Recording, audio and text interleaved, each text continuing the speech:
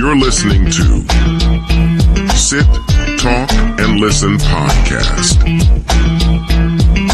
with your hosts, Payroll Rob and Zadie Bauer.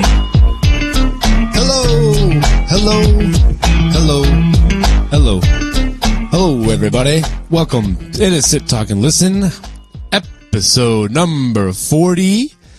It is the 5th. No. It is May 7th, not the 5th of May. You would know. Zadie would know if it was Cinco again. Jeez, I wish. It'd be like Groundhog Day if you had to live Cinco de Mayo again over and over every day I think I could Mexican do it for restaurant. 2 weeks straight, and then Oh my god! And then tap out. I'd be cashed. It'd be like what's the Greek myth where the dude's got to push the rock up the hill, and then every day he has to start over pushing that rock back up the hill? I don't know. Producer Tony. We won't have him look it up, but you know the one I'm talking about. But it's episode 40, so real quick off the bat, only two that come to my mind. I think this could be the first one I fumble the bag on. Is Elias Pettersson for the Vancouver Canucks and Gale Sayers. Gale Sayers is a correct answer. Widely considered the most iconic number 40 in the NFL. Oh, yeah. Harrison Barnes out of the NBA. Oh, yeah. Udonis Haslem, Ooh. also out of the NBA. And then they got Hendrik Zetterberg from the NHL. As number 40. Detroit Red Wing. That's a good one. Can you look up Elias Pettersson? I think you mean Tony. Look up Elias Pettersson. The fuck are we paying this guy for? I don't know. He's real slacking at his job. We're in the red because of him. We are in the red because of this guy. I don't know how to spell. Wait, hold on. Tony doesn't know how to spell Elias Pettersson. Elias. Here we go.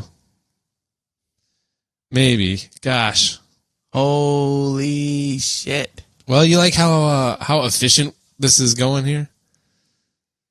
He is a number 40. Yes. Xavier waits for others to answer his question. Not a big deal, but episode 40, we are, we're 10 away from a huge milestone. Yeah, we are 7 days removed from our last episode. Pretty consistent. So I hope everybody is enjoying this content. I didn't know, full disclosure, I didn't know how soon we'd be able to get one in. It's been super busy this last week. Feels like I'm running from one place to another. Always have something to do. And then by the time I get done doing stuff for the day, it's just enough time to sit down and fall asleep. It's like, woo! Well, we're burning the candle at both ends, as they say. But here we are. We're here for the people. We are here for the people. So we got the 40s knocked out. And then today is March 7th, like I said. We got a few national days to run through. National Skilled Trades Day. So all those electric workers, carpentry workers, plumbers, concrete workers, masonry workers, all those folks, the skilled trades. Shout out to you guys. Well, shout out to a loyal listener who falls into this, and that's Brant Sanchez. B. Sanchez, yep. Hey, he made the choice to learn a skilled trade early on out of high school, and it's paying off. So shout out to those Shout guys. out to you and all the other tradesmen, the blue collar boys. Yeah, right. I know enough to be dangerous, but not enough to be a professional. I'd say, I can swing a hammer, but I don't get paid for it. But yeah. Also, National Homebrew Day. Ooh. Have you ever tried homebrew? Not doing it yourself, not but beer. Like to drink it. I feel like I've had some homemade moonshine before, but not any home brewed beer. And a little homemade moonshine. That's not how that goes. Yeah, no, I've definitely had homemade moonshine. Who made the homemade moonshine? It was my cousin Liz's husband had brought in some. Trent does strike me as a type of dude that will make the homemade moonshine. Bro, I got slapped the first night. On that mic, brother. I got far at the beginning of the slapped episode. The first night that I had Is it moonshine? Yeah, I remember I was in her car and he had like 4 different varieties and he just kept giving me different one after different one and I was Nelly. Xavier gone. And it was the day before their wedding. So, you're not going to say no. You're not going to tell the groom no. Yeah. No, I don't. I get it. And he has that charisma about him too, like in the moment, you can get caught up. And, how you going to say no to Trent? Yeah. You can't say no to that mustache. Yeah. Okay. Also, National Aces Day. Aces Day. Put on your workout shoes and stretchy pants. It's time to exercise. A6? ACES. Aces. All right, next. That's stupid. Twiddling. I don't know, dude. It's Aces Day. I just kind of scanned through the list, and that one was the next one there. National Anxiety Disorders Screening Day. So get checked for that one. There's not a lot of great national days today. March 7th, a little. May 7th. May 7th. Are you on March 7th? No, I'm on May 7th. Okay. Did I say March 7th a little bit You ago? said March 7th. Sometimes I don't know what month it is. National Cosmopolitan Day. Ooh. The drink, not the Magazine. big city or magazine. Magazine was named after, they call a large urban setting a cosmopolitan sometimes. Yeah. Like New York is a cosmopolitan. I thought it was a metropolitan. Well, that's the surrounding suburbs. They call that the metropolitan, but the center of it will be referred to sometimes as a cosmopolitan. Sometimes you hear that. Anyhow. And we've exhausted that subject. Yeah, cosmopolitan. It's a drink. It's actually National Lame National Day. It'd be a good day to pick it. I mean, for God's sake, it's National Packaging Design Day.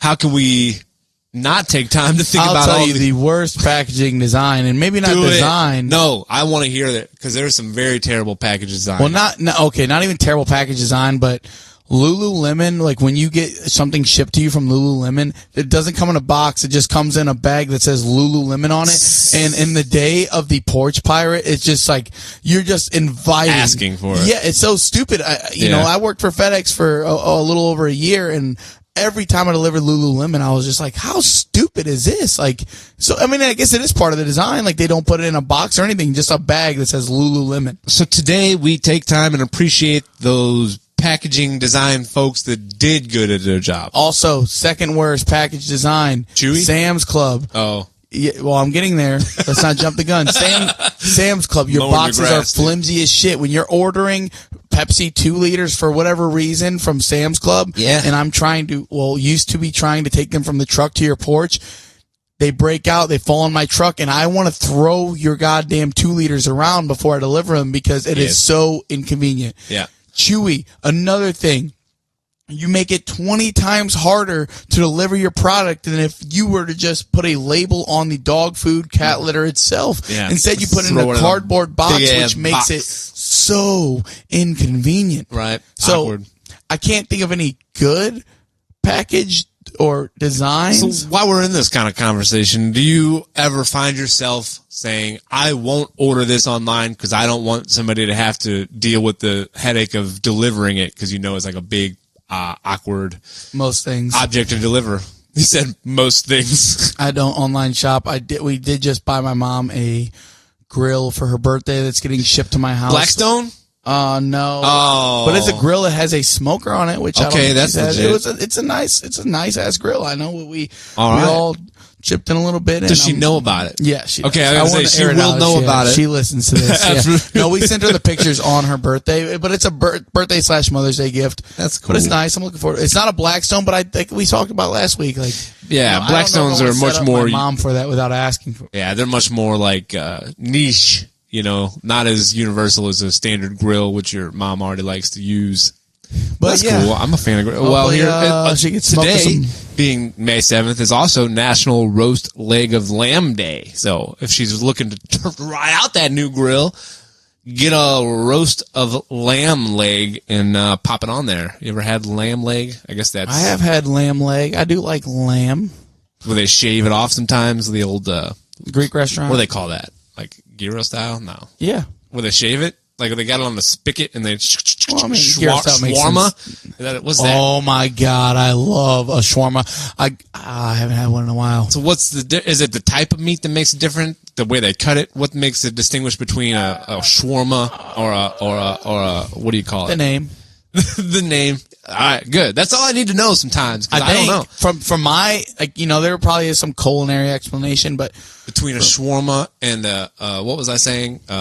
Gyro. Gyro. Is that the proper pronunciation, or is it gyro? Gyro. I don't know. Like saying like gyro, but like saying it quick enough that it sounds like euro. So gyro. Yeah. All right. That's how I think. But I don't know. I'm a fucking idiot. Well, we could also ask an interpreter. It is National Interpreter Appreciation Day. Good segue. Hey, we're scrolling through the list here, buddy. Episode 40, we are fucking firing on all cylinders. And for the last National Day, it is National Avery Day. So, anybody you know named Avery, give them the shout out. Yeah. It is their day. Oh, Coach Bulger's daughter. That's an Avery. Shouts out. Shouts out. Shout out to you, Avery Bulger. It's Mr. Beast's birthday. Jimmy. Is that his first name? Yes, sir. Jimmy Beast. I think that is what he goes by. That's all. Jimmy Beast. Oh, yes. Boy. What a world. What a world. What a world. My fantasy team is killing it right now. Nick's fantasy team is killing it right now. I assume he means fantasy baseball?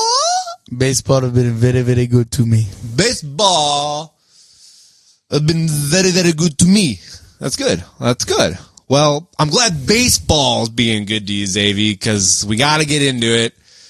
The Blues broke St. Louis's collective hearts and ours. So we got to get into it. We said we were going to talk about the playoffs. Last time we got together, there was 2 games remaining to be played.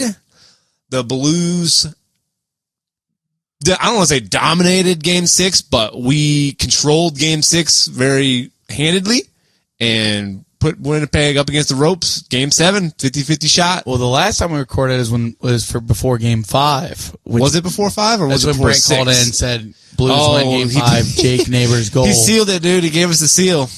Jets won that game. We came back, forced to Game 7. And I was even going to reuse Brant's nice little segue. And it's the title of our last episode. Blues will be Winnipegging the Jets. That episode title will live in infamy now. Well, because the Blues dropped the ball, the puck, if you will, with 1.6 seconds left against the Jets in Game 7. They were allowed to not just score the goal to force overtime with that no time left in the third. They also scored with 2 minutes left in the third, and their goalie pulled to come within 1 goal.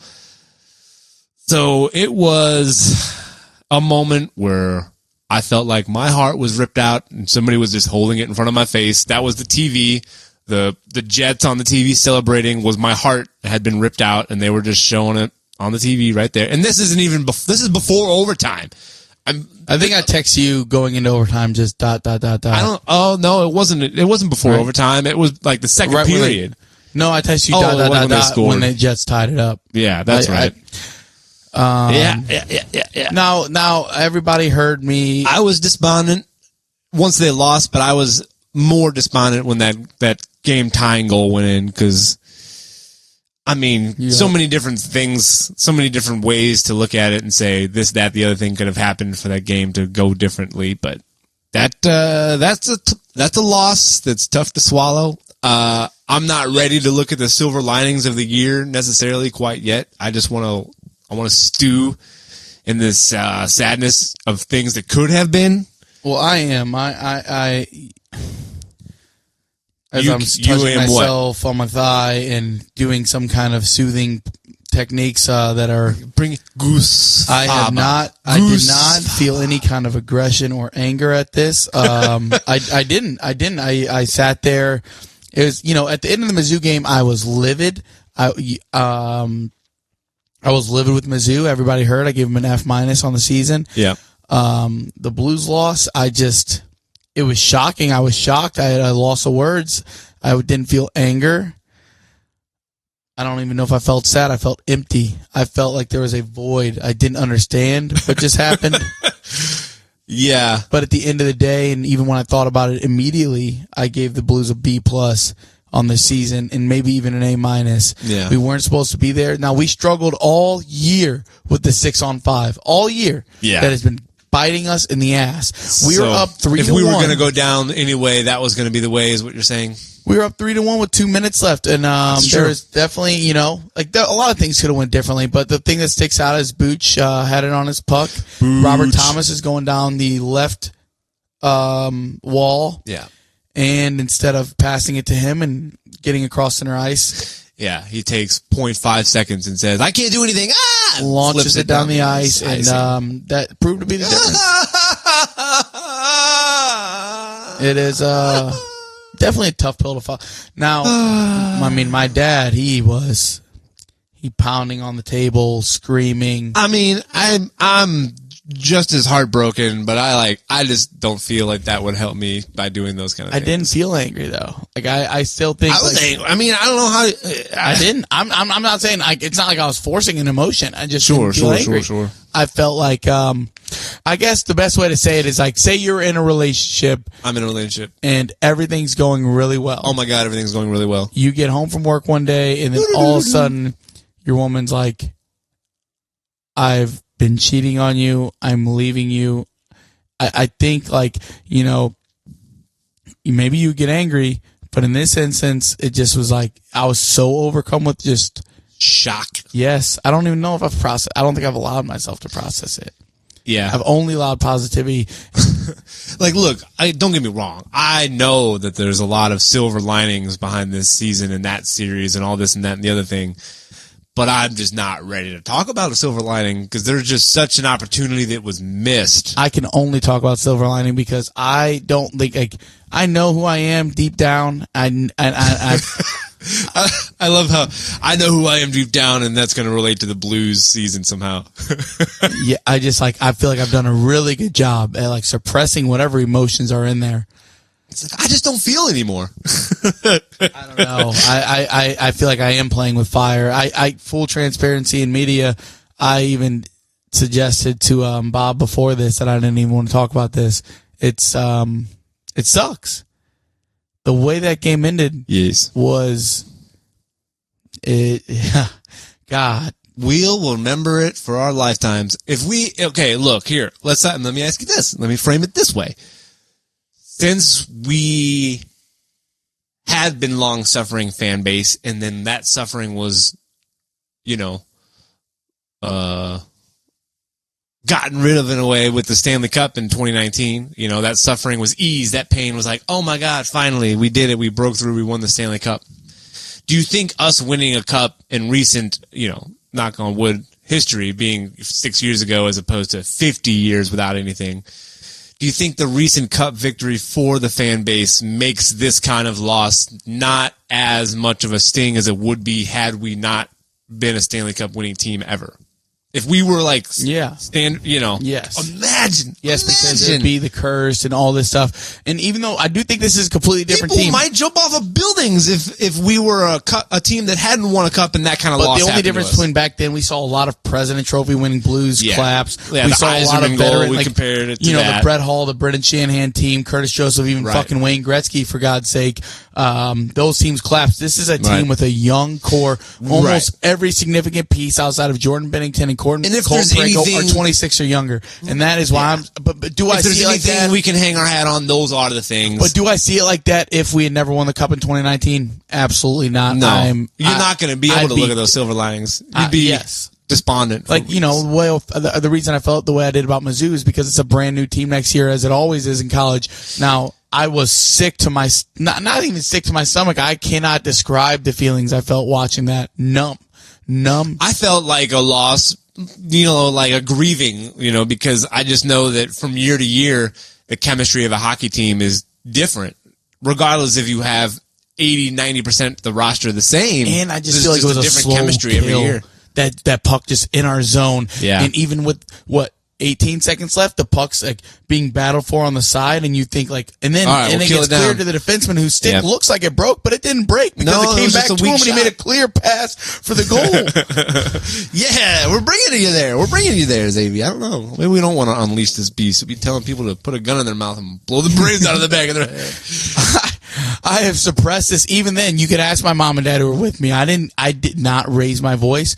I simply stood up. Good night. Love you.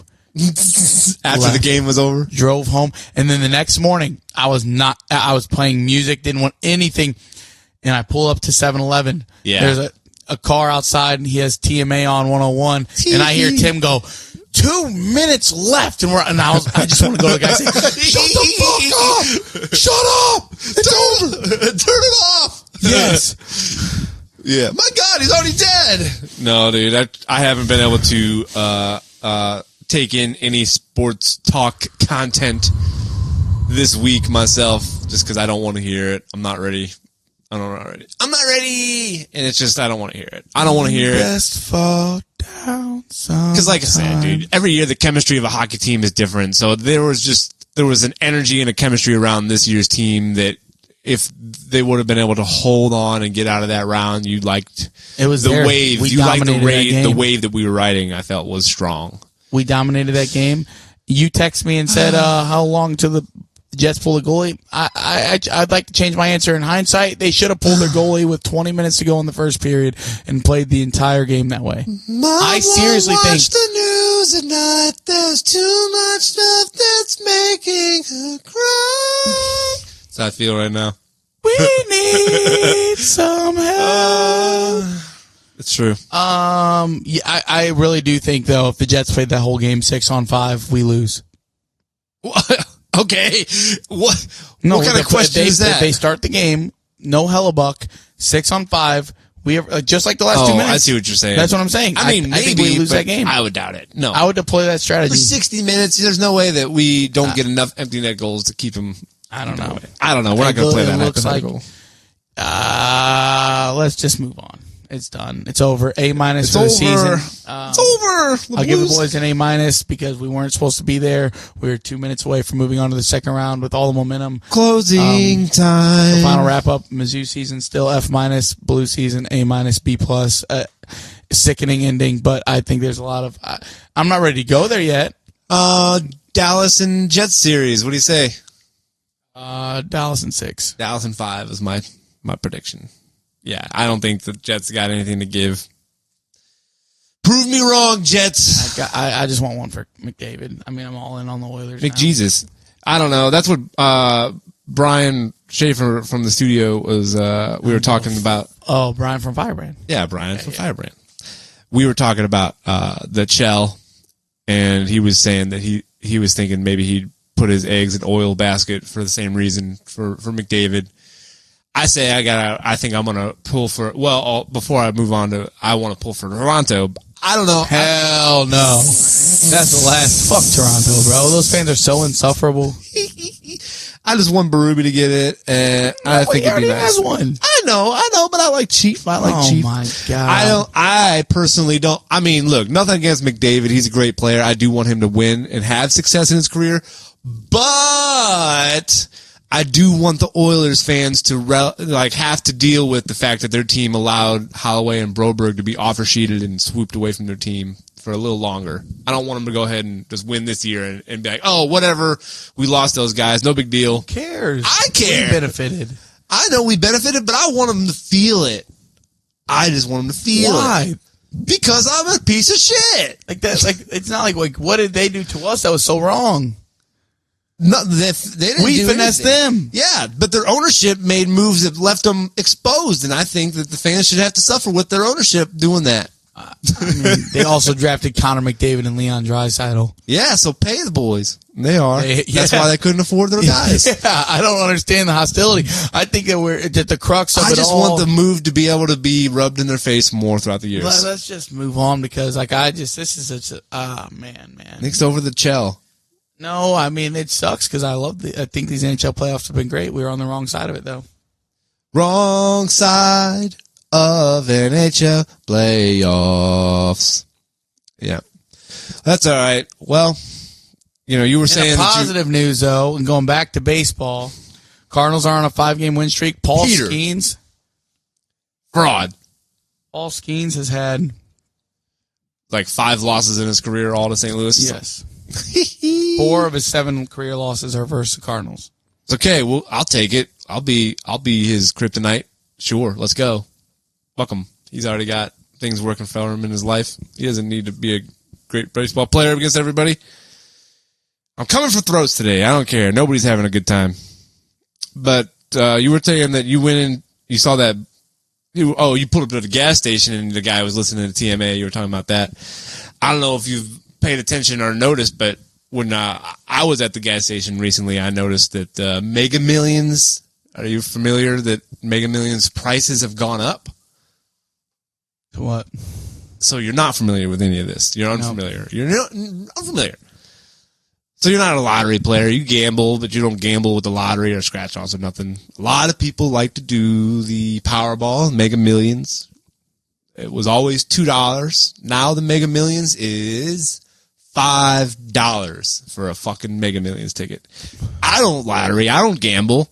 I don't really give a shit. All I know is it's basically a poor person tax, right? Because poor people are the ones that buy lottery tickets. When's the last time you saw Bill Gates walking into a fucking Quick Trip to buy a lottery ticket? Never. Yeah, I mean, I don't know. I mean, it's like nobody has to do it. I agree. So do you think raising the price will make more people stop buying lottery, or do you think it's just going to make those that do buy lottery end up spending more money on it? Some people will stop buying it, and then, I think it'll probably come down around the same price, but it would just better your chance of winning. So they said, they said by raising the prices that the odds are going to increase from like minimally. It'd be like complaining about, oh man, like I don't like these odds. They're not giving me good odds on these sport bets. Like, no, you don't have to bet sports. You don't have to play the lottery. Right, I know. I'm just asking. I wanted to ask the question if you thought that the people that do buy Mega Millions will just spend more money on it and therefore will affect them more negatively. Well, I feel like they'll spend the same amount of money, but they just won't get as many tickets. Right. So therefore, you might have better odds on one ticket, but you can't buy as many tickets, so you don't have as high of odds across the board, I guess, because you can't buy as many tickets then. I don't know. I just have a problem with the whole lottery system. So I feel like, why? Well, again, it's a poor person tax. Like, you don't have to do it. I know you don't have to do it, but these things that are vices. Somebody wins $5,000 one time on lottery. They buy lottery tickets for 45 years for the next 45 years of their life. Because they hit that one time. We have to be more disciplined as human beings. Trust me, I get it. I've felt the dopamine rushes of hitting a big bet and all that stuff. But guess what? I haven't made a bet in over 3 weeks, maybe even a month. And yeah, sometimes I'm like, oh man, I wish I had some action on this game. But at the end of the day, if you don't get reins on yourself, because I've been in that boat where I've probably been betting more than I should. But if you can't take control of yourself and think like, hey, I can't afford this, like the price on these tickets is not the problem. Like you are. And maybe you could say that people are exploiting that and people are exploiting that addictive trait in human beings, but that is on the human being to correct. That person that buys one Mega Million ticket a day for every day of the week, 7 days a week, instead of spending $14 on a week on Mega Millions tickets, now they're spending $35 on Mega Millions tickets each week. Because they're like, oh, it's just one ticket a day.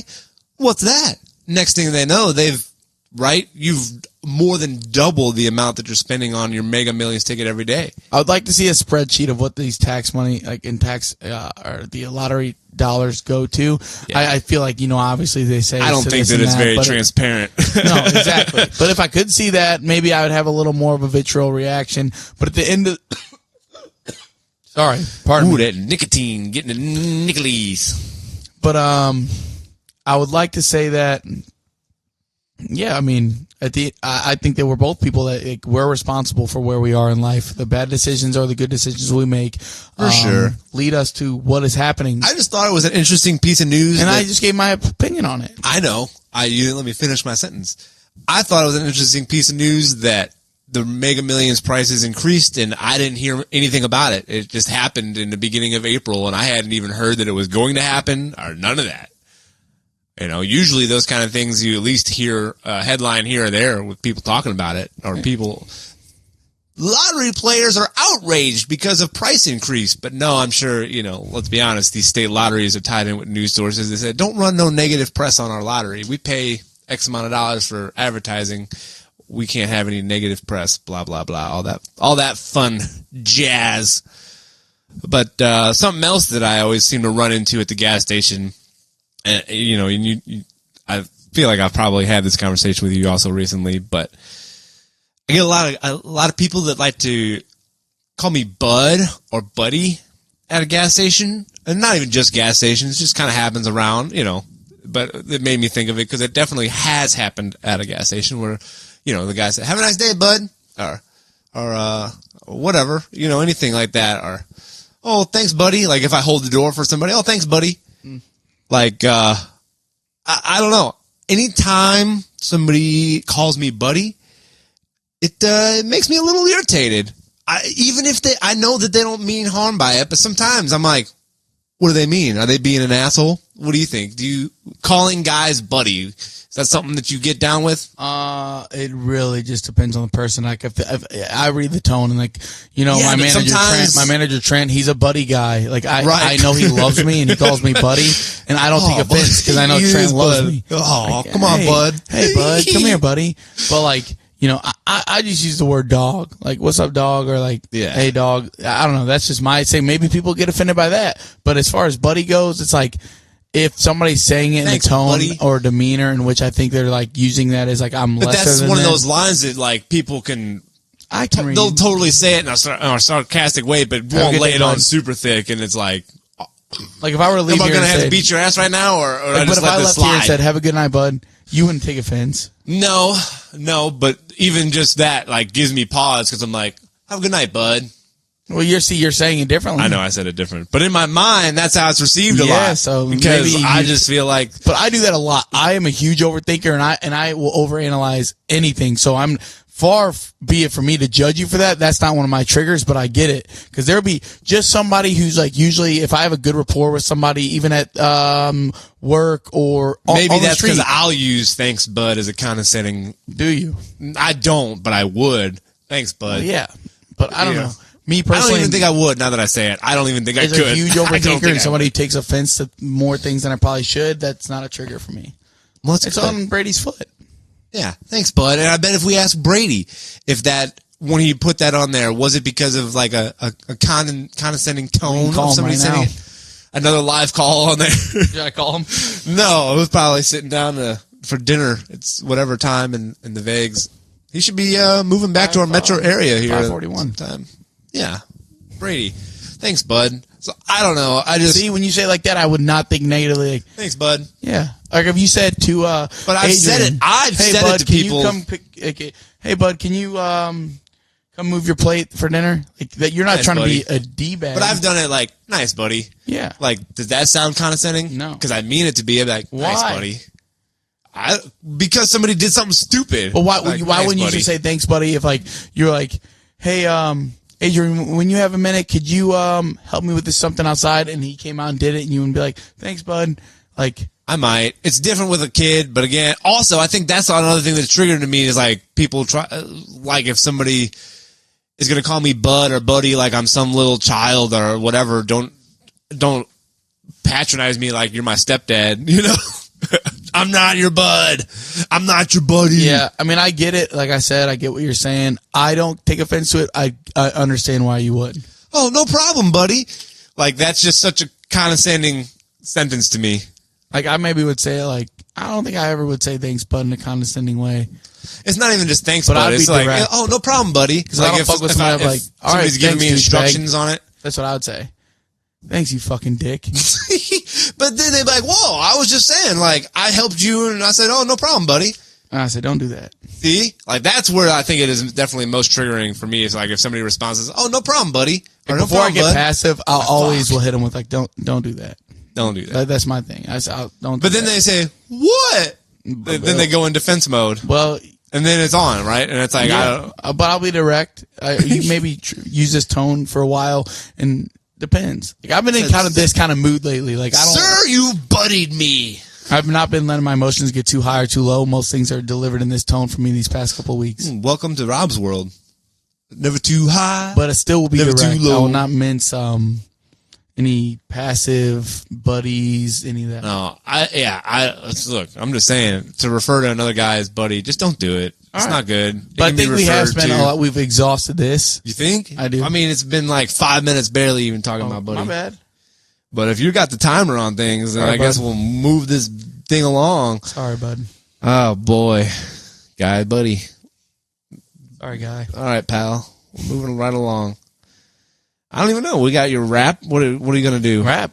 Yeah, what did you do this week? Oh, am I rapping? No. Well, if you want, sure. Give it to me, Craig Bueller or whatever. That'd be crazy. Weekly segment, just Xavier 16 right off the fucking cuff. No, but what's up? I have been, we won't do a weekly rap literally, but at work today, cause usually when somebody tells me jump, I will not say how high. I'll say exact opposite. But, say, one of my guys at work, the Spaniard, he's from Spain. And he was like, he's like, can you freestyle? So I spit a little something. He's like, oh, damn. And I was like, good to know, I can still reach back and grab it. And he was like, he was just saying, he's like, man, he said, I could freestyle in Spanish, but not that well in English. I said, you want me to try something in Spanish? And I said, I'll leave her crying, running mascara. And if she don't fuck with me, then it's vete a la verga. He said, yeah, that means go fuck yourself. Dead. And he was like, damn. And I was like, hell yeah, I might have to start incorporating more Spanish into my shit. They say, this gringo, vete a la verga. So nice. Well, that's good. You got those are skills. You never lost those skills. But I do like incorporating the Spanish words into it. Yeah.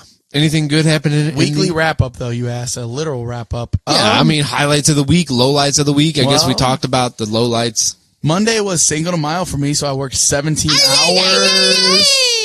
What do you think most people coming into your restaurant think Cinco de Mayo is about? I don't know, but I'm pretty sure it's something to do with the Civil War and how the Mexicans contributed to the aid of ending. I think they took the northern side there.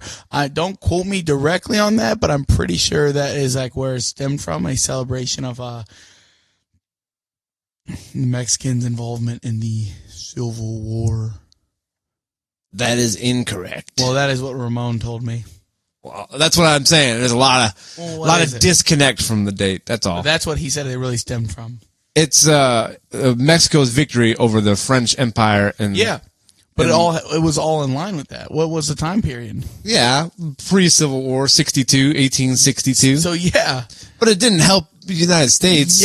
Yes, but we don't learn. They weren't taking a side for the United States. There wasn't anything to do with the United States in that. But that directly. It was just a battle against French. It wasn't an end of a war either. It was just a battle. It directly impacted of Puebla. But Americans celebrate Cinco de Mayo, not Mexicans. I know that. But I'm just saying.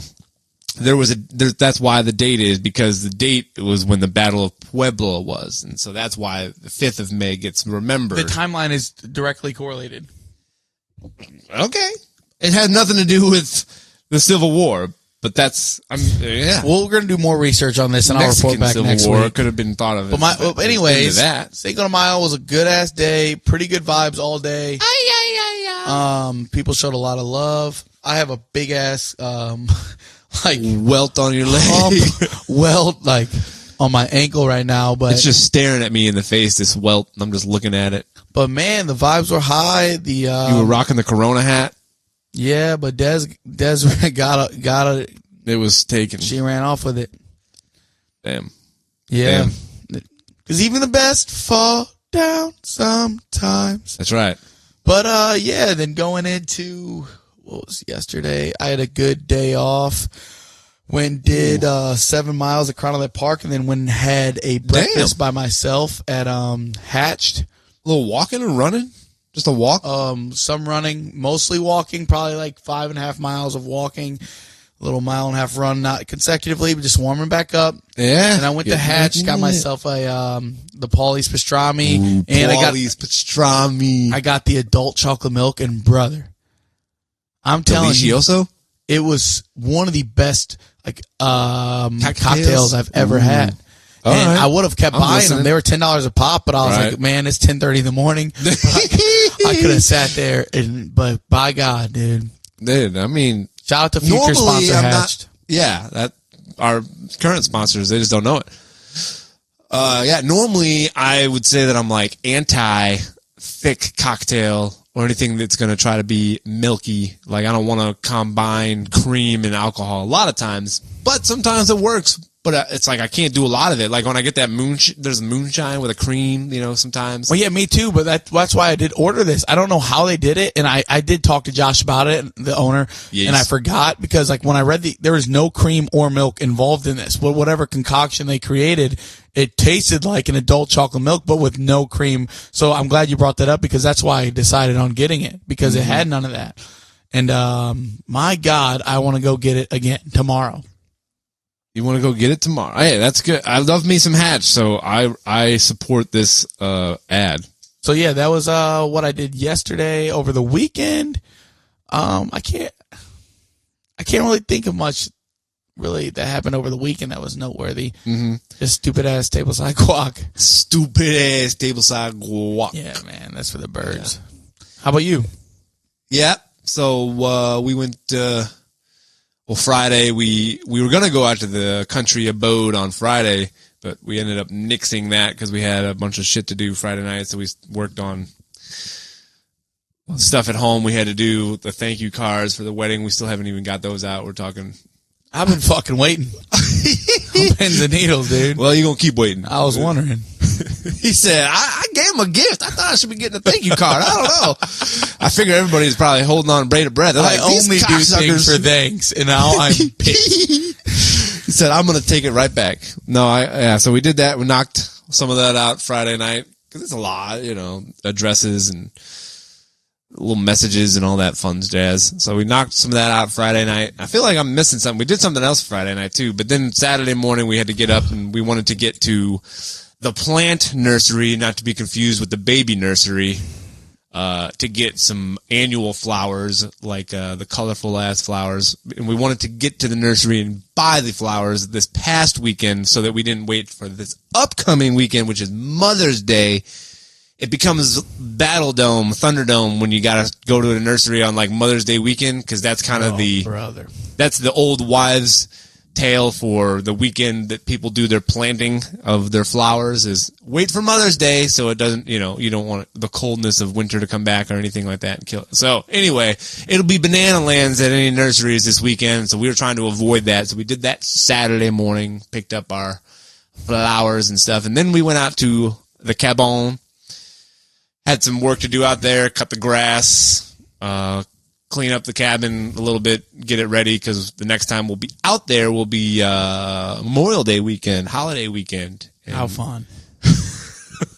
Just breaking it down for you there. No, Jay just invited me, so I don't know. I want to see about being able to join you guys. Her sister and her sister's family will be out there with us for a few days. I'm playing on the Friday night of that weekend, so I won't be going out until Troy? Saturday. No, I'm at Troy this Friday, actually. Really? Going back out to Troy Honky Tonk Friday night. See you out there, Brendan.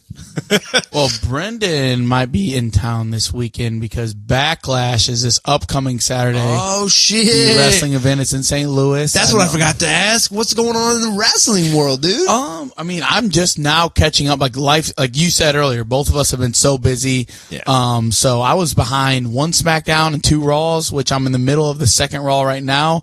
But I do know that John Cena is fighting Randy Orton at Backlash for the championship that he won at WrestleMania. We've talked about that. And Randy Orton's hometown is St. Louis, so it's going to be interesting to see if he drops the belt in his hometown or what. But yeah, so it's funny because I was offended. I was like, oh, Sam didn't schedule me for fucking Saturday? What the fuck? What a dick. And then I remembered, I asked off for Backlash. Classic Nick is getting ahead of his fucking skis. He said, I just want to be mad. No. Yeah. So you're going? I missed that. I'm sorry. Oh, I haven't bought the ticket yet, but yeah, we're going. They're going. Well, that's good. You'll have to let me know how the live event is. They put on a good show. They put on a good show. It'll be fun. I'm hoping to buy it outside of Rosalita's section again. Free drinks, free food. Oh, smart. What section are they in for all the 315. 315. Get your Rosalitas on. Yeah. Ask for Kali, Josh, or Mayhall and tell them Nick sent you. Yikes. Well, as we're talking about events, and you're talking of the WWE one coming up, Post Malone and Jelly Roll are out on a big tour across the country. I don't know if you're familiar with it. I think it's called like the Big Ass Tour or something like that. It's coming to It's coming to our town, brother, in a few Why do you weeks. think I've been working so much? Gotta get to the Jelly Roll. We had a chance to see Post Malone at a small, like, couple hundred people cap club a few years back. Pops, that's what I'm referring to. I missed out on it. I can't remember. White Iverson 5 times. White Iverson. That's true. But anyway, so that tour is rolling through town. So there was some heat in the news recently in San Antonio where they're getting ready to play for the only parking lot nearby. Parking is $60. Would that... So imagine you... I don't even know how to even think about this because it's like, all right, if I got $100, I'm like, all right, cool. I got just enough to spend on this ticket. If I know that there's $60 parking, I don't think I can't buy the ticket. I don't know if I'm in the position to give financial advice, but if you only have $100 to spend on the ticket, brother, don't buy that ticket. Brother, don't go to that concert, dog. True. No, I guess in general, I wouldn't buy. I wouldn't buy any ticket that I have to spend $60 to park. You have to know what you're working with these days, and yes, I do agree that is crazy prices, and we're pricing a lot of common man out of these things. But what about the working man? And it does suck, and it's unfair because the working man's kind of getting hosed out and squeezed out. But I'm just a meat and potatoes guy. But I'm gonna tell you this: Jelly Roll and Post Malone for the concert ticket plus the $60 parking, brother. Stay at home. Stay at home. Stay at home. That's my advice. Like that's all. This is financial advice with Xavier. Bro, I'm gonna tell you. But here I am. I'm gonna drop $150 on seeing a predetermined event. Yeah, well, that's true, but it's gonna be entertaining. But it's also like like me going to this event's not gonna be the difference in if I can afford the rest of the things that week, you know. And you won't have to pay $60 for parking. And even if you you could probably if you wanted to, but here's the beauty thing too is like all of our stadiums are set up with a Metrolink station right outside. You don't have to pay anything if you really don't want to. But no. Not to get on my high horse, but... Okay, Xavier's high horse. Let's go. Bring us up. I would take an Uber to the front of the motherfucking stadium before I get on a Metrolink, dude. Once again, you're still paying for it. I mean, you're paying for a Metrolink, but, you know, you're paying for it. But here's the thing now, though. Like, if I'm planning to go out, I'm budgeting for that. Public transit. No, I'm not afraid of it. Like, I'm not... Like, no. I'm not afraid of it. But I just would rather... If I want to do something... I'm going to work hard and try to set aside enough money that I don't have any inconveniences in that night. And maybe you're in public transit is an inconvenience. Maybe you're not in a position to do that, but like don't inconvenience yourself. But you know, I don't know. Maybe I'm tripping because maybe you fucking love Post Malone and you love Jelly Roll and you don't ever pay for anything and you get the $100 and you budget for the food and stuff that night and then you're like parking ain't gonna be more than $20 and you find out. So from that perspective, yeah, like when I'm thinking about it and thinking it through, yeah that is it's shitty. It's shitty. And the common man who works hard and works 55 hours a week and has 3 kids and just wants to take his wife to go see her favorite artist or something. And you know, my $60 for parking, go fuck yourself. Yeah, that's the real crux of this conversation is $60 for parking is absurd. I don't care where it is, what you're seeing. I don't care. Let's save some of this for the Mount Rushmore later. It's a concrete parking lot. Because this could be similar banter to what we might be having. This is a negative-ass episode, by the way, but sometimes you just got to let it out. This is we're airing our grievances. Let May 7th, day of terrible national days, also be known as our airing of the grievances. It's been raining since I got here. Yeah. Dark clouds everywhere. Except for the Cardinals. And I was trying to think of a song real quick. A song didn't come to mind. That's how you know it's a negative episode. When I can't even have songs come to my brain as quick as normal. Man, what are we dealing with? But it's all right. That's all. We should all let it out together. And speaking of last week's Mount Rushmores, we didn't really get too much negative or positive feedback. My mom liked the honey badger. Animals? We kicked him out though for the polar bear. Well, I mean, look, honey badgers stuff. Whoa. But going on from here forward, my pick or your pick is final after you say it. Why? Because we should suffer because we decided to have a further conversation and change our mind. Well, people can change their minds. I already thought that. It was brought to my attention. Another person who listens didn't like the fact we do that, and I agree with that person. Okay. it's not like I'm coming back an episode later and changing my mind. If we're still sitting here recording an episode and having a conversation, I'm allowed to change my mind. That's the deal. This isn't The Price is Right. We don't have to lock in. We don't have to lock in shit. Once the episode's over and uploaded, then it's locked in. Then I'm committed. You know one of my grievances right now? Yes. We don't have any more bush light upstairs, and I want another one. Ooh, that is a grievance. That's a grievance. That sucks. Look, hey, your boys had to been. I've been having to finish those, so there wasn't many left for tonight. Who knew? Damn. I was unprepared. Was not ready to be the bush light guy for tonight. Who knew? I don't know. What do you think? Should we get into the Rushmore now, or is there any other little subject arenas you wanted to tap into beforehand? Let me think. We can move into it. All right. So this week, Mount Rushmore. We will be doing Mount Rushmore of pet peeves. Things that get under our skin and really just irritate us. And that's what, that's one of those things. I feel like there's a lot of things that probably get under my skin, and I'm going to forget some of them until I start mentioning others, or you mention others, and then I might remember some. So there might be some flexibility in here. But here's the deal. Like, if you take one that I hadn't thought of yet, then you took one that I hadn't thought of. That's just how it is. I can't go back and be like, oh, fuck, I was going to take that one. Oh, I forgot about it. Oh. But if it's something that's not mentioned, then I can go back and change that answer. Sure. Because at the end of the day, all we're doing is building our top 4. It doesn't have to be locked in until we've decided to lock it in. I'm pretty strong on my pet peeves, brother. I don't think I'm going to be coming off any of them. He's pretty strong on the things that drive him crazy. All right, so shall we flip for first pick, I guess, in the Mount Rushmore draft of pet peeves? So again, for those that are listening, I got this chip. One side says The Office, one side is blank. Xavier, call it in the air. The Office. Landed, The Office up. So what will you be doing?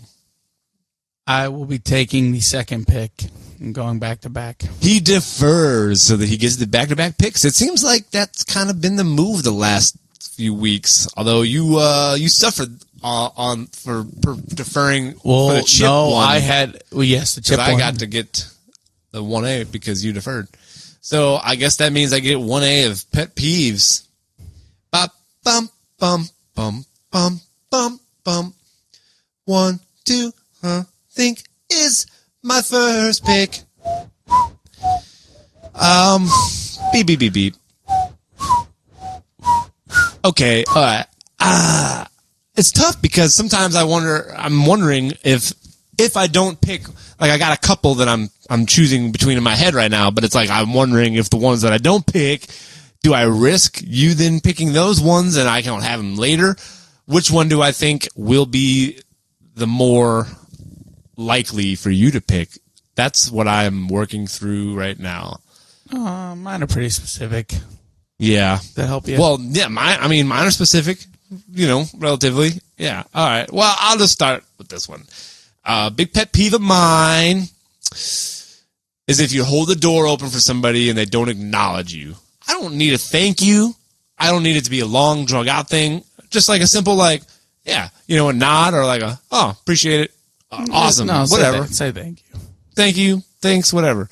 I just need some sort of acknowledgement that act happened. Like if I just did that, acknowledge it. You want to pull them back outside the door and then shut it? Oh, 100%. 100%.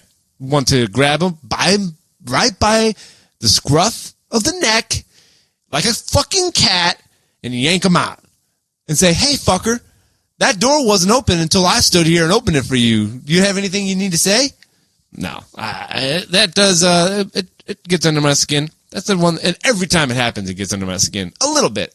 By the time I've walked to my car after it happened or whatever, I'm over it. But for a second, I'm like, man, what a fucking prick. Or I had this recently, and this always drives me crazy. Say, I was, somebody's walking in, we're an acceptable distance from each other. Like, I hate people that like to hold the door too early also when they think, make you feel like you got to do the little jog kind of. But still, it comes from a good place. Right. Like that happens. You had bad timing. That's okay. Whatever. But in this instance, like I'm going out and I see somebody walking in. It's a quick trip. They got the double doors. I'm walking out. Somebody's coming in and I'm holding the door. They're walking up. They're looking, but they're walking up and they don't walk through the open door. They go and they push open the other one instead and walk through it. I'm Is like, that a pet peeve? I don't know. I guess not, because they didn't walk through the door that I held for them. But at the same time, it's like, okay, what's the deal here? Are you that much of a rogue lone wolf that no, I won't let another person hold the door. I will open my own door. Like they weren't, I don't know. You got me. I don't know if you've ever had that experience where you've held the door for somebody and then they go through like the other door while they see you standing there. You're like, yeah, it's okay. Awkward. I don't know. Maybe they misread the situation. A lot of times I think that they're probably, just not really paying attention. I don't think they ever mean it as disrespect, but if I hold the door open for you and you don't say thank you, fuck you. We got problems. No, that's facts. Die slow. All right. That's my pick. So ball is in your court. All right. Man, this can be all encompassing, but maybe I'll be specific with it. Talking with your mouth full of food. Ooh. Jay hates that. What?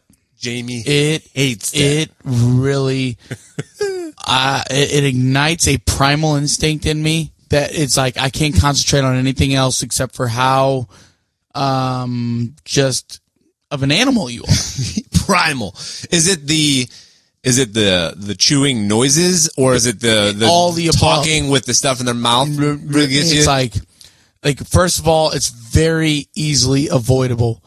Chew the rest of your food, swallow it, and then make your point. Or if you're about to make a point and then you put food in your mouth, like I fucking, oh my. That's always a good one. Like they'll say, well, I just think about, and they continue on with their thought. There's just such a, I don't know. I was taught from a young age not to do that. Yeah. But my God, talking with your mouth full will trigger something in me. And matter of fact, 95% of the time I won't say anything, but I will be staring at you with disdain and just like, oh my God, it is just, God, what a heathen. And then, okay, so imagine, did you not learn that at a young age? Did your parents tell you not to? Oh yeah, it was talked about. It wasn't as ingrained as I feel like it was with other people because, or at least Marilyn and Ralph. Yeah, I mean, they would say, don't talk with your mouth full. But, usually, like, sometimes I was guilty of like, being like, oh, yeah. Like, if somebody's, I'll just give them like oh, yeah, like with my mouth full. That's not as bad. But if, like, right. If somebody's trying to give me a soliloquy of their weekend plans, and all of a sudden it's like, fucking stop eating. Dude, and especially like at a Mexican restaurant, we have chips and salsa at the table, and I'll come up. I'm starting to take order. When I do that, stop eating the chips. Fucking put a chip in your mouth. Literally, I want to fucking just beat your fucking head in front of your wife. Like, hey, John, did you like that fucking These are grown adults I'm talking about. Yeah, I know. I'd much prefer this. Put your finger up and give me the acknowledgement like, oh, terrible timing. I'm sorry. But to fucking continue. It's like, hey, I didn't catch you off guard. You heard me say as I walked to this table. Sometimes I will. And sometimes people will give me like the whole sorry. And I love that. Yeah, that's what you're supposed to do. Yes. It's what you're supposed to do. Because sometimes I walk up on a two-top and they just put a chip in their mouth. And sometimes people are like, oh, I'm so sorry. And like they'll cover. Yeah. Like even the cover in their mouth, like to me, it's an acknowledgement of like what I'm doing right now is uncouth and I'm sorry. But to just, God, see, this so is let me throw this at you and let me see what you think. It's the reaction would be different depending on the circumstances of how you're receiving it. Because if you're working, you're going to receive it differently as if you're just out and about. So imagine somebody across from you you're talking with. If I'm on a date. No, not even. It doesn't have to be anybody that. I just want it to be a person, just a person that you're talking to, having a conversation. Yeah. And then they take that bite and then they go to continue the conversation. If you give them the, hold on, I'm sorry, can you just wait until you're finished? I would not say that. But if you would never say that, is that rude of a person to say? Is that rude? It's just not on me. I mean, if you're a fucking grown-ass adult and it's not on me to be parent, what do you want me to tie your shoe for you too? No, I'm not asking you to do it because it's your responsibility, but I'm asking, is it rude for me to be like, I'm sorry, can you just wait until you're done eating? Like if somebody's trying to talk to me with their mouth full? Yeah, I think, I mean, it is rude. What they're doing is rude, but... So it's rude for me to also then ask them to wait until they're done. It's just to make the situation more uncomfortable, and now it's becoming a bigger thing because people don't like to be called out. Yeah. People don't like to take looks in the mirror. Yep. See that? And there you go. That's the thing. But I don't think what you're saying is rude. It just makes a situation more uncomfortable. It goes back to the public shaming, dude. Like, a little bit of public shame goes a long way. So if I'm shaming you in public because you're talking to me with your mouth full of fucking food, maybe you won't do it more. You know, maybe you'll learn that lesson and you won't be spitting crumbs of food all over the place while you're trying to talk to me. But is that a pet peeve of yours, or can you at least see where? No, it is a pet peeve, and that's why I feel like I should be okay to say, hey, just wait, hold that thought until you're done eating. You know, like I'll finish that bite first. If I just said that, like finish that bite first. Mm-hmm. I don't know. People are like, oh, I'm sorry, and then they'd probably do the move of like covering their mouth. You know, after if I said finish that bite first. Yeah. So I agree. Don't talk to me with food in your mouth. So good pick. Pet peeve number 2 is a little more broad and not as direct, but it is just being disingenuous and I guess more being a fake motherfucker, two-face. Ooh. If I know that if you're coming to me, and first of all, a lot of times I can already read the tone. Oh yeah. And so I'm thinking in my head, but like. Even then, and say you get by me on that, say you're just a fucking charismatic person and I buy your bullshit, and then I hear otherwise that you're going and saying something that contradicts that. Yeah, how you were acting. It makes me livid. If you feel like somebody, you know, you don't want to say conned you or whatever, pull one over on your eyes, you're like, oh, that's a good person, and then you hear different because they told two different people two different things. Like, it's so deeply woven in the fabric of who I am. I don't even know if it's a pet peeve as much because like I have no like I guess I have energy for it because it brings a hatred. Yeah.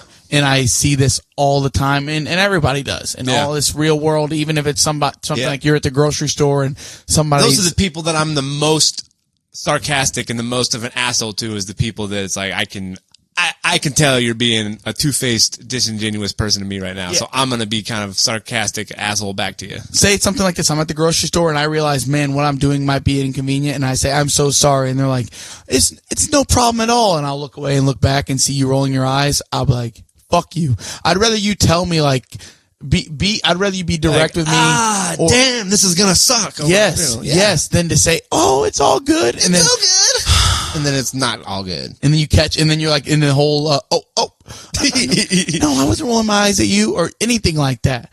We all face on a day-to-day basis people just being fake and disingenuous. Yeah. We need to start calling people out on it. And if I sniff you out on being anything but genuine with me. The entire corporate world is based upon how do I act one way when I'm trying to do something else. Like, that's the whole corporate world. Like, stop that shit. Yeah, and it's really prevalent in America. I think more so than any other cultures. This fake ass niceness persona that we all put on and feel nice to your face, and then mean behind. God, it's I guess why most people don't really think this is a pet peeve, or maybe they do, but it's because it's so fucking common and we've been so desensitized to just this fake niceness. Yeah, that that's my number 2 pick. Oh, how you doing today? I'm good. How are you? I'm good. It's so I hate that shit. Oh, isn't the weather beautiful? Yeah. So that.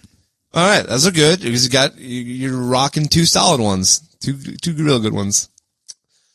So, all right. I went with the holding the door, not getting any sort of recognition on the first one. And I think my second pick will probably be people that do not use their blinkers, specifically when they're changing lanes on the highway or turning into a parking lot. Like, anytime you don't use your blinker, it's kind of annoying, but it's especially annoying. Especially annoying when you're changing a lane in the highway Like if somebody's just coming on into my lane and they didn't use any blinker of any kind, like, hey buddy, we're moving pretty quick here. We're driving 75 miles an hour. You can't just all willy-nilly come scooting around. It's bad. Like, you know, I have to rely on you to do the right thing to not murder me, you know? Oh yeah. So I am not a fan of people, and there's no real good excuse for it. It's not hard. It's literally right by your hand. They've made it super convenient for us to let everybody around you know what your intentions are. It's not hard. And again, when you're going into a parking lot, turn that blinker on. You know, I can't tell you how many times I've sat and waited to leave a parking lot when somebody coming down the road was going to make a turn into that parking lot, but lo and behold, they didn't put their blinker on.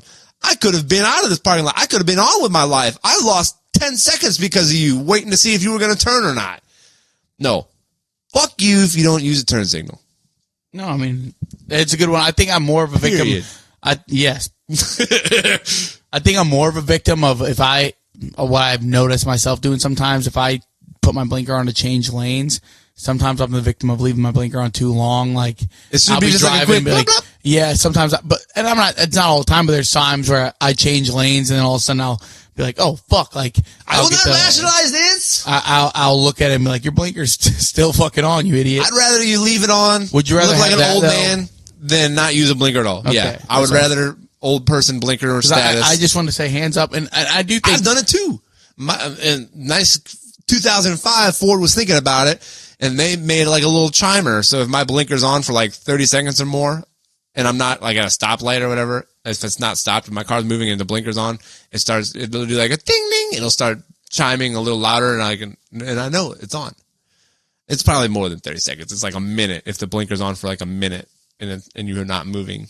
Or you are moving. Anyway, there's a little chimer on mine that lets me know, hey, old person, your blinker's been on, you fucking idiot. Yeah. So that's definitely got to be on my Mount Rushmore pet peeves. It's pretty good. I get the old back-to-back. I'm going to have to really start to dissect some of my pet peeves to make sure that I'm not leaving any ones that really get under my skin out. Because it's pet peeves for me especially, it's one of those things that when it happens, it really irks me and it really annoys me. And I'm like, fuck, what an idiot. Like, God damn it. But most of the time, 99% of the time, like, 2 minutes after it happens, I've moved on. I'm over it. I don't care. You know? Yes. It doesn't really affect me overall, but it's an annoyance. That's why it's a little pet peeve. So I don't have a whole list of things that I can just jump to right away and be like, oh yeah, that. But I know in the moment that there's a ton of things that'll irk me. Inefficiencies. I think that it's tough because that's like a big umbrella. Yeah, we gotta be more specific. Kind of thing. Oh, okay. Fine. I'll pick it. I don't know because I can't think of one of the other ones that get under my skin. But I hate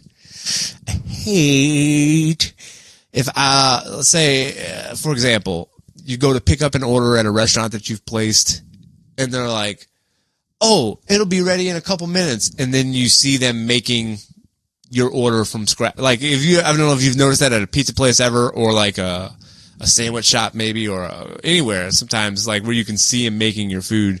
It's like they forgot to make the order, or whatever. And then they're just telling me, "Oh, it'll be done in 5 minutes." Like they haven't even started the order. Disingenuous. Yeah.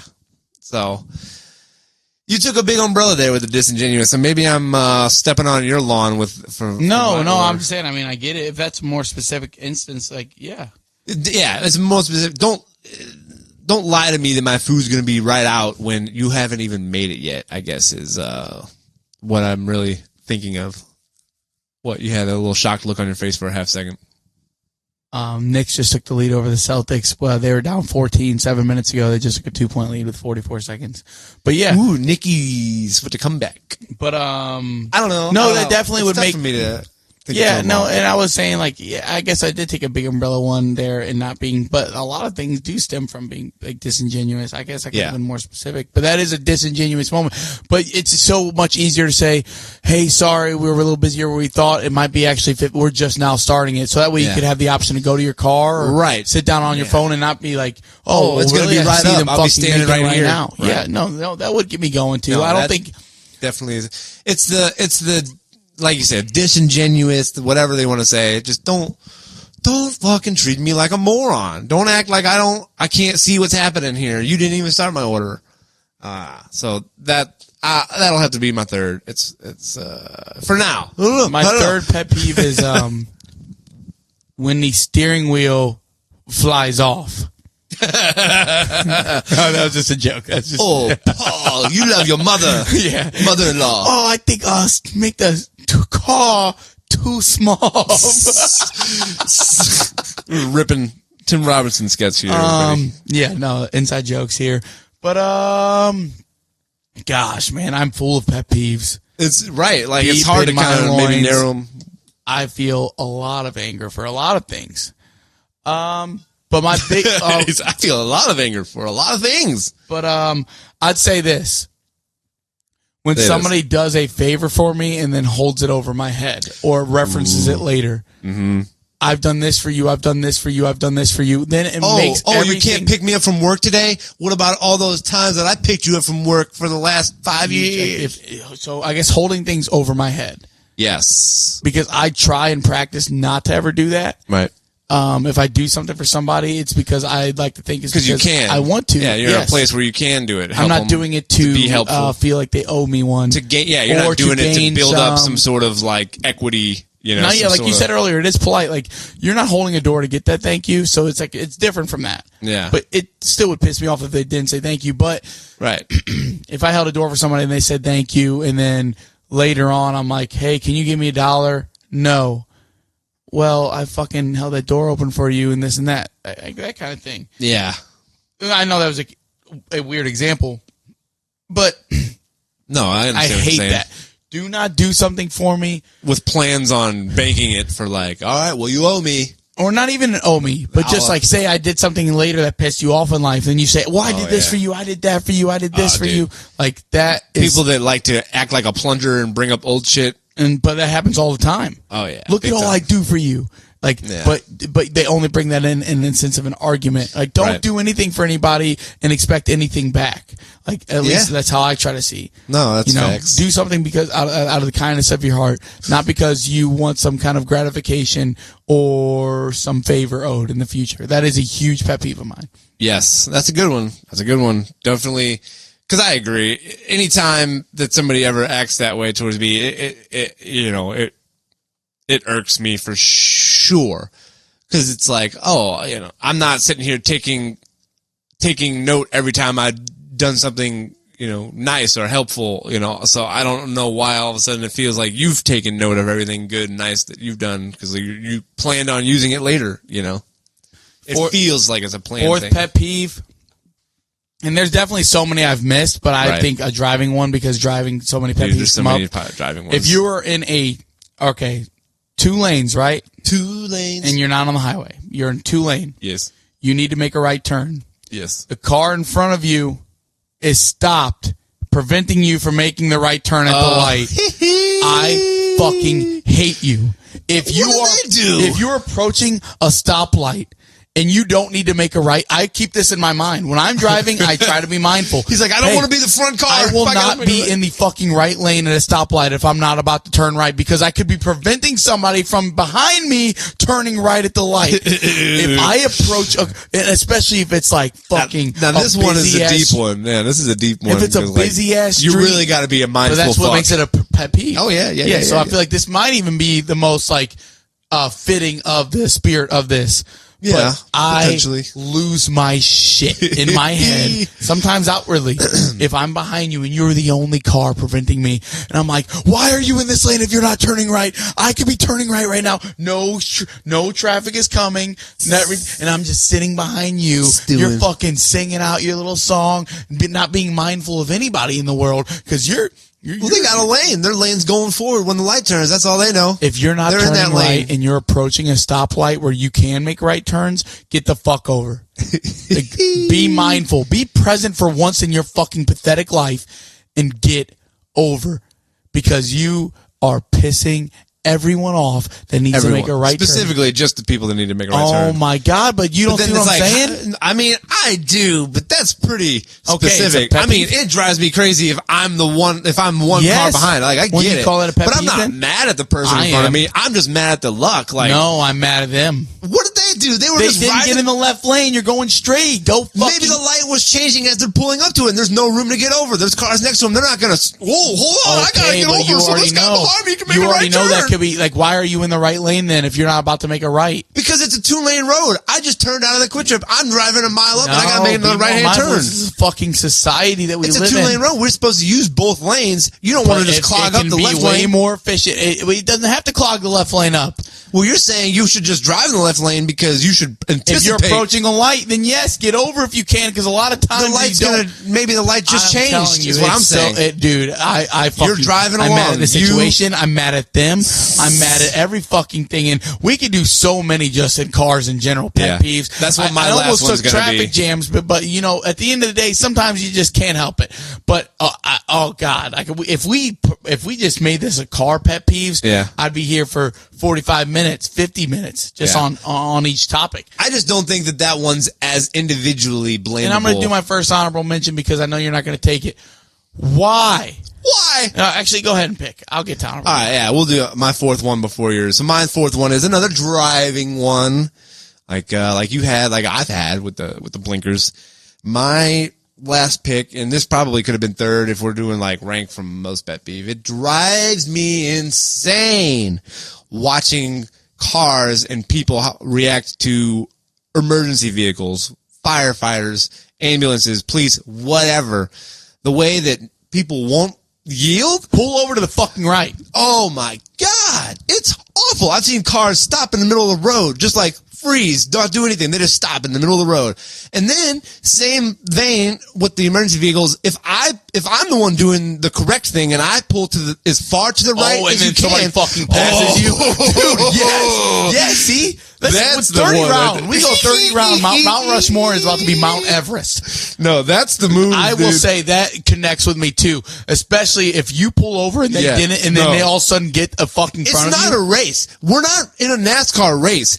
If I'm yielding to an emergency vehicle like the rules of society lay for you, we all abide by this. It should be smooth. It's not your chance to come speeding by me. This is a great one. This isn't a passing situation. It's not your chance to pass. Yeah. No, yeah, you're right. But people take this as, what's this idiot in front of me pulling over to the right for just because this ambulance is coming? Yeah, look, it's my chance to get into first place. You piece of fucking shit. No, dude. Yeah, that drives when your power's out. Every time it happens, anytime I'm passing an ambulance or anything, and there's somebody around me that doesn't know what to do or acts like a moron, that irks me beyond belief. So that is a great one. Together. That I do get the same reaction as if I pull behind somebody in the right lane. If I pull over, first of all, why are we stopping in the left lane? Get the fuck over, because I know if I'm next to you, I'm pulling over. So there's no reason you can't get over. It's the law states you're supposed to pull as far to the right as you can.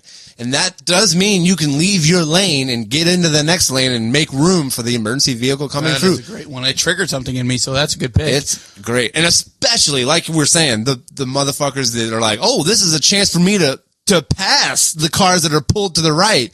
No, because then all of a sudden now we have a traffic jam of people trying to like, oh, I need to get back in my lane, but there's all these cars in my lane because everybody decided it was a passing opportunity. Holy shit. That drives me up a wall. And I'll say another pet peeve in the car that involves the right lane, and especially because if I'm leaving Rosalitas or anywhere.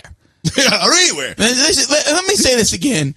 If you're driving in the right lane when you're not about to make a right turn, because this goes hand in hand. If I'm trying to turn onto Manchester and I'm sitting there for 3, 4, 5 minutes and I'm like, I can go. Oh, There's one fucking car in the right lane preventing me from doing this. They're getting on the highway. That's a tough spot because those people could be getting on the highway. And sometimes this is not, but even this might be a pet peeve that's in nobody's control, but it still drives me crazy. Yeah. If I'm waiting more than even 1 minute, it seems like a long time. Yeah. But there's times where I'm waiting to turn onto Manchester so I can get on 270. Yeah. And I'm waiting for so long. It's like the idle mind is a devil's playground, dude. And I start getting fucking crazy.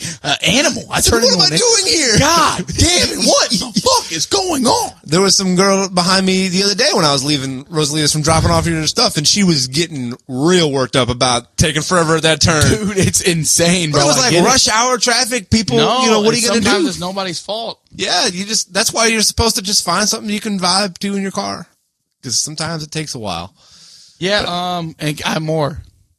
Yeah. If I'm pulling into a gas station and there's only one free pump and I'm clearly heading to there and then somebody comes from the other exit and swoops in, I want to take the gasoline out of the pump, put it in your fucking mouth, and I will put my own credit card in there and I will fucking pump that goddamn thing until Amico has to restock that bitch. And then I'll light a match under your asshole and you will be a rocket. Has that ever happened to you? Has that ever happened to you? You're pulled in and there's no empty pumps. You see one pump, you're making your way, and somebody flies in from the exit after not waiting at all, falls right in. Does that ever happen to you? Yeah. No, that's happened to me. Oh, my. Not as often as some of these other ones, for sure, but I've had that happen. And I usually just, like, look at that person, and I give them the dead look, and I'm just kind of, and it's like, really?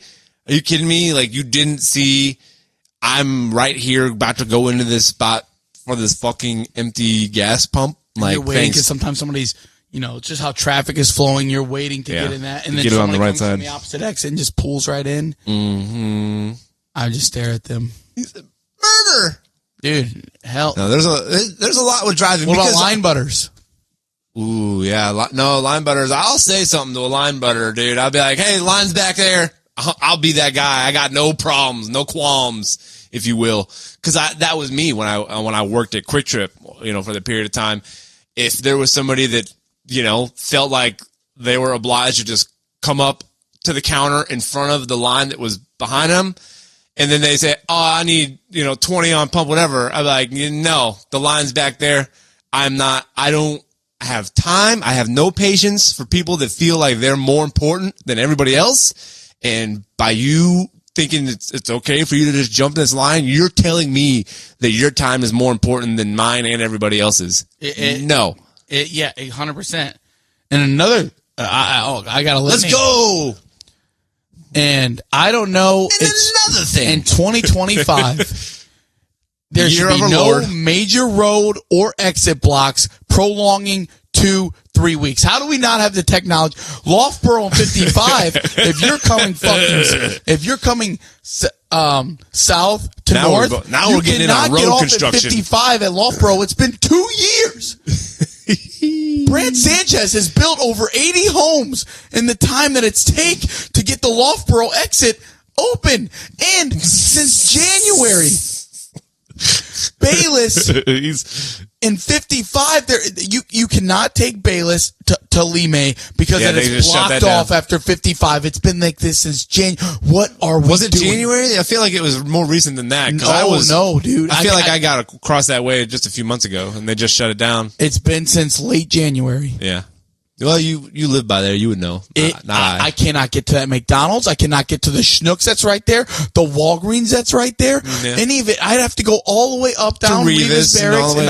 I did that last night. What are we doing?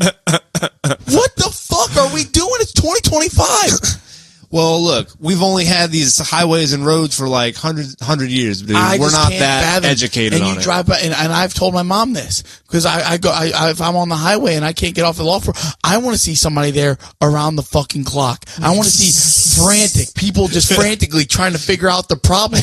You drive by and nobody's fucking on it. That would be entertaining, driving by and say, what do we do? Yeah, we need to open this. Get it done. I want to see construction construction workers around the clock. I want to see some panic. Like, what? We don't know. We're trying just as hard. No, they don't give a fuck. I just want to see Go somebody. ahead and drive down to Virginia and fucking waste 10 minutes of your life and drive down the fucking slums of Virginia. Damn, talking shit on Dogtown. It is, dude. You see what they're doing in Virginia lately off that exit? They've just been fucking breaking into cars. And if I get my car hit because this bum ass fucking MoDOT is taking their sweet ass time, that is a pet peeve. I tell you, I have 30 deep, dude. We can go 50 deep, and I won't. I'm gonna have to stop myself for the length of the podcast because we've opened up a can of worms. Oh, can of worms. Yeah, there's a lot of driving ones. Does that bother you though? How long it takes? Like certain. Look, dude, I don't even pretend to know, like, I know why or what MoDOT's plans are, why they have to shut down roads. It's annoying in the moment, but at the end of the day, it's like, whatever. I'm glad there's roads I can drive. Like, this is still majorly convenient as opposed to trekking through mud and taking horses and buggies everywhere. So I just try to always keep that in mind when it comes to construction. Like, whatever. It's annoying that it's closed, Why aren't but there answers? Huh? Why there should be signs explaining it. Answers. So somebody's got to answer me. I'm sure there's I'm sure there's all sorts of information out there. Answers, dude. We've been going 30 minutes on this Mount Rushmore. You think? Oh, I know. He said, "I know," and it's starting to close to. It feels therapeutic. No, it's good. It is good. But like I was saying, so it's like driving does conjure up the most pet peeves, and I think it's because it's like one of the newest and most nuanced kind of things we do as a society, right? Like driving's only been ingrained in society really for like the last 75, 80 years. Like people had cars before then, but the majority of people didn't have cars until post World War II. Like the average everyday person wasn't as, there was cars, obviously Model T, this and that. There was people buying cars in the 20s, 30s, 40s. Highways came along in the 40s, right? Interstate highways, that type of thing. And so that's when driving really became ingrained in like our society. So it's just one of those things that it's the ultimate trust. Like we're trusting every single person that's taking part in driving knows what they should be doing and is acting right. But it's obvious that not everybody is on the same page. And that's why there's so many things that get under our skin when it comes to driving. Cause like, if we're not all on the same page, somebody could fucking die. Like, it's that easy. Well, I might pay a part in that one day because if it's after 11 o'clock at night and I'm sitting at a stoplight for over 45 seconds and I have not seen a single car pass, I am blowing through that red light. That's all right. That's not but not we the gotta kind fix of... that too, right? The light system.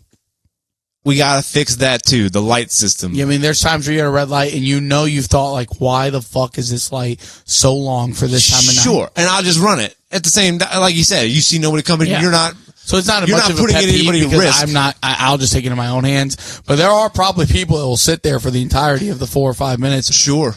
And not see a single car come by. And that's when you gotta start questioning your own life, brother. Right.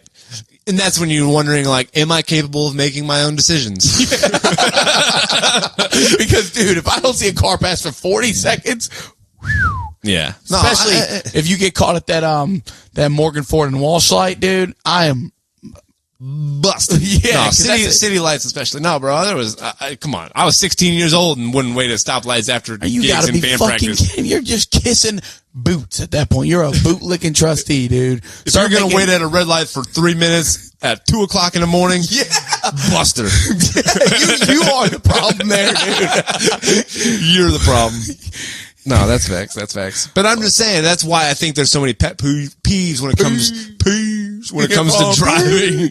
When it comes to driving, because it's such a like trusting system. We have to be so trusting of everybody else on the road with us. I guess. I don't trust none of you motherfuckers. No, dude. See, that's how other people act, and then they do something stupid, and it's like it's a domino effect. But you just also there's a difference between not trust, but like you always have to like people, and even more and more nowadays we're so distracted, and we're so involved in anything except for what's going on in our presence, especially with driving now. Oh it's yeah, like, dude. You could say I don't trust the other person, but like you're probably fucking sitting there looking at your phone or this and that, grabbing some French fries. Just be present. Yeah. Be present, and that can go on Matter of fact, that could be another honorable mention. If somebody's not present, if you're talking to them and they're so distracted by something and you get done saying something after like 2 minutes and they're like, what? Oh, sorry, what? Yeah, that drives me up a wall. But you're kind of similar to me. And if I'm talking to somebody and I'm telling them and I'm making a point and I can tell that they're checked out and they're not going to hear what I'm saying, then I'll stop saying it. And then they'll be like, and usually they'll be like, oh, I'm sorry, what? And I'm like, okay, I got you now, and I can start. But I will, 9 times out of 10, I'll just stop talking if I can tell that somebody's 100%. Checked out. And they'll even say this, sorry, I was distracted. Or no, sometimes they'll say, I'm listening. Well, no, what did I just say? Yes, exactly. That's always, what did I just say? Oh, you were talking about whatever. I'm like, yeah, I was, but I was also making wait. Literally, I'm not even offended, and I'm like, oh, I'm sorry, I'll wait. And they're like, no, I was listening. That's when I get triggered because I'm like, you weren't, and I didn't mind, but don't tell me you were listening. Yeah, don't tell me you were listening. No, I hear you. This has been a positive Sunshine and Rainbows episode. Yeah, we're getting it out. This is our airing of the grievances. Might be my dad's favorite one. Could be, or he's gonna feel triggered too, and he's gonna be like, I can't believe you guys didn't mention this, that, and the other thing. Should I call him right now, one live spot for Bill, and say you get one pet peeve, don't blow it? Text him, because I don't want to. Oh, he's at volleyball, never mind. Oh, okay. I was going to say, you just send him a little texty text so it doesn't just catch him up totally off guard. And there's some obvious ones, like disdainful ones, that they're not even classified as pet peeves. It's just like, don't be a fucking shitty ass human being. That's where most of the pet peeves stem from, is like, just don't be a shitty ass human being. Yeah, but I mean, there are some real obvious ones that I'm not even going to get into. But like let's say you're sharing fully loaded nachos with somebody, and somebody is grabbing all the chips with like all of the toppings. You have to have a restaurant policy in place.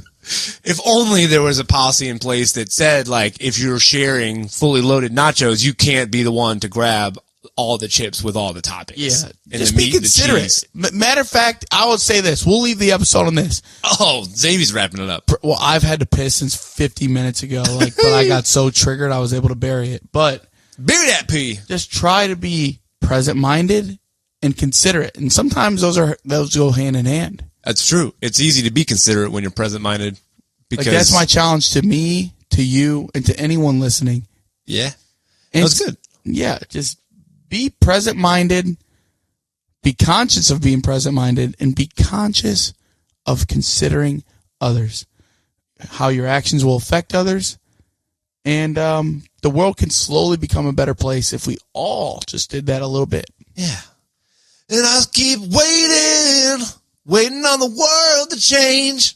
Yes, so that's a little message of positivity. That's my 2 cents. To bring on that note, are we going to? I mean, we didn't even recap our Mount Rushmores or nothing. Oh, he said, "Oh, well, I don't even know which ones I actually took now." That's why we should have recapped them earlier. That's all right. We don't have to recap them. People can listen. They can hit the rewind button. That's what this podcast is for. It is. We don't fucking lay it out for you. You got to 40 do the work. episodes in, they know. They know. But as always, I do appreciate and love everyone who listens. And if you don't listen, I love you even when my animosity seems otherwise. Spread the gospel of sit, talk, and listen to your to those that don't listen. And, until next time.